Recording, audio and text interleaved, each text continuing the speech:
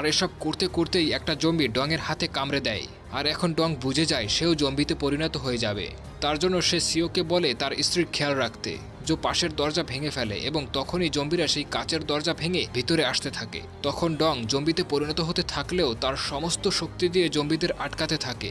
সবাই পাশের রুমে চলে আসতে পারলেও সেখানে থাকা বৃদ্ধ মহিলাটি আর আসতে পারে না, তাকে জম্বি কামড়ে দেয়। সিও ইয়ংকে মারতে থাকে। সে বলে তোমার জন্যই আজ তারা দুজন মারা গেল। তুমি যদি আমাদেরকে প্রথমেই এই রুমে ঢুকতে দিতে তাহলে তারা আজ বেঁচে থাকতো।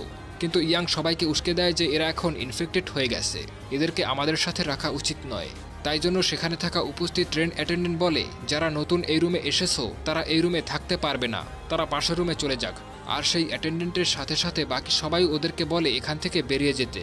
কিম জোকে বলে আমিও তোমার সাথে যাব, আমি এদের সাথে থাকবো না। আর এরপর তারা পাশের রুমে চলে যায়। যেই মহিলাটি এই কামরাতে আসতে পারলো না, যে মারা গেল, তারই এক বোন এই কামরায় উপস্থিত ছিল। আর সে বুঝে যায় এই কামরাতে যত লোক রয়েছে তারা সবাই স্বার্থপর, তাদের জন্যই আজ তার বোন মারা গেল, তাই তাদেরও বেঁচে থাকার কোনো অধিকার নেই। এটা ভেবেই সে দরজা খুলে দেয় এবং সমস্ত জম্বি সেই কামরায় চলে আসে এবং সব মানুষকে কামড়ে দেয় এবং মেরে ফেলে। এরপর দেখানো হয় ট্রেন লাইন বন্ধ থাকার জন্য এই ট্রেনটা ভুসান পর্যন্ত যাবে না। এই জন্য সেই ট্রেনের ক্যাপ্টেন ইন্টারকমের সাহায্যে সবাইকে বলে ট্রেন লাইন বন্ধ থাকার জন্য এই ট্রেন ভুসান পর্যন্ত যেতে পারবে না, আমাদেরকে অন্য একটা ট্রেন নিয়ে ভুসান যেতে হবে। আর এই জন্যই আমি অন্য একটা ট্রেন সবচেয়ে বাঁ দিকের লাইনে নিয়ে যাচ্ছি। তোমরা যারা যারা আমার কথা বুঝতে পারছো সবাই ট্রেন থেকে নেমে সবচেয়ে বাঁ দিকের ট্রেনটিতে চলে আসো। অন্যদিকে দেখানো হয় ইয়াং আর সেই ট্রেন অ্যাটেন্ডেন্ট এখনও মারা যায়নি, তারা নিজেদেরকে একটা বাথরুমের মধ্যে বন্দী করে রেখেছে। আর ইয়াং নিজে বাঁচার জন্য সেই ট্রেন অ্যাটেন্ডেন্টকে জম্বির কাছে ধাক্কা দিয়ে ফেলে দেয়।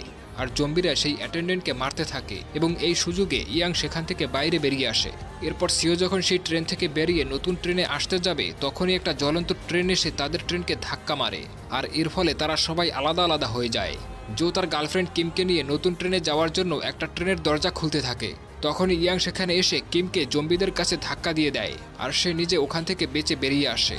আর জো কিমকে দেখে সে কিমকে বাঁচাতে যায়, কিন্তু কিম এখন জম্বিতে পরিণত হয়ে গেছে।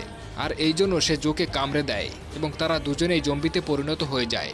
ইয়াং দৌড়ে যেতে থাকে কিন্তু রেল লাইনে তার পা আটকে যায় আর সে সেখানে পড়ে যায়।